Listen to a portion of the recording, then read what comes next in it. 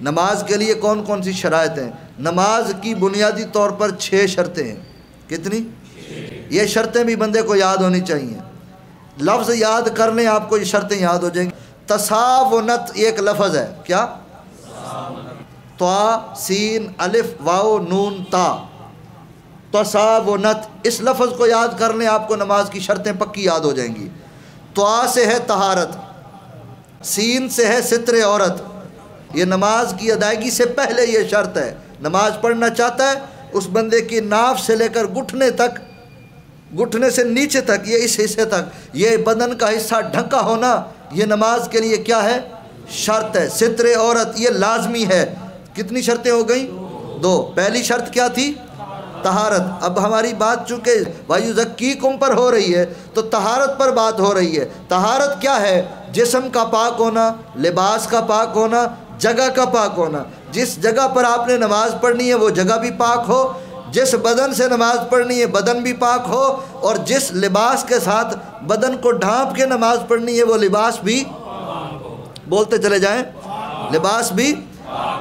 یہ 3 چیزیں طہارت میں لازم ہیں۔ یہ 3 چیزیں ہوں گی تو نماز ادا ہو سکے گی۔ شرط پوری ہوگی تو نماز ہوگی، شرط ہی پوری نہیں ہے تو نماز ادا نہیں ہو سکتی۔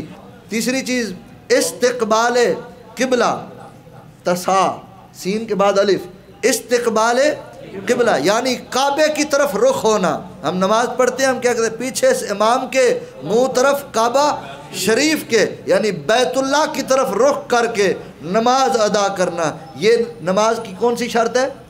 بولیں، تیسری۔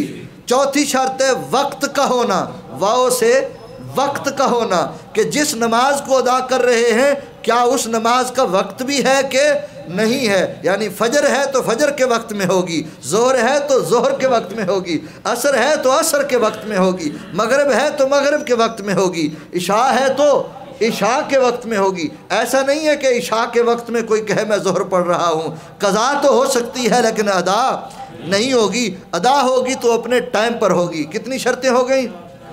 بولیں، 4۔ اور 5ویں شرط ہے نیت کرنا۔ کیا؟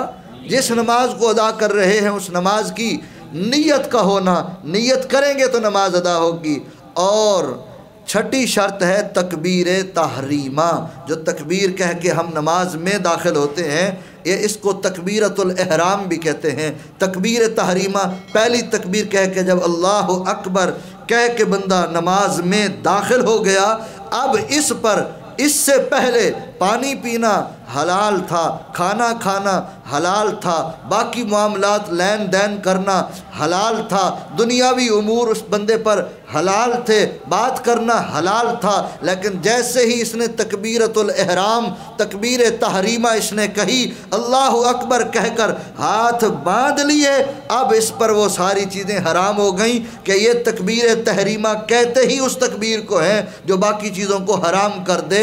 تکبیر تحریمہ کہتے ہوئے جب بندہ نماز میں داخل ہو گیا تو نماز کی 6 شرطیں بولیں کچھ سکھن نو ملیا، یاد رکھنے والی چیز ہے نا، چھڈن والی گل ہے، بولیں یاد رکھنے والی چیز ہے۔ یہی ہمارا بنیادی مقصد ہے کہ ہمارا یہ درس قرآن تعلیم اور تعلم کا ایک ذریعہ ہے کہ ہم نے اس سے بہت کچھ سیکھنا ہے اور بہت کچھ آگے دوستوں تک پہنچانا ہے۔ نماز کی اگر یہ 6 شرطیں آپ یاد کر لیں اور ان 6 شرطوں کو پورا کر کے نماز میں داخل ہو جائیں، یقین کیجئے اس فقیر کے لیے یہ بخشش کا ذریعہ بن جائے گا۔ یہ آپ کے لیے ہمارے لیے بخشش کا ذریعہ ہے۔ جو کچھ آپ نے سیکھ لیا اس کو گھر والوں کو جا کے سکھائیں، اپنی بیوی کو بٹھائیں اس کو یہ 6 شرطیں سکھائیں، بچوں کو بٹھائیں ان کو یہ 6 شرطیں سکھائیں، بچیوں کو بٹھائیں ان کو یہ 6 شرطیں سکھائیں، نماز کا طریقہ ابتدائیہ یہ سکھا لیں۔ انشاءاللہ پھر اگلے دروس میں ہم آگے نماز کے فرائض کی طرف بھی آگے بڑھیں گے۔ تو کیا پتہ چلا کہ نماز کی کتنی شرطیں ہیں؟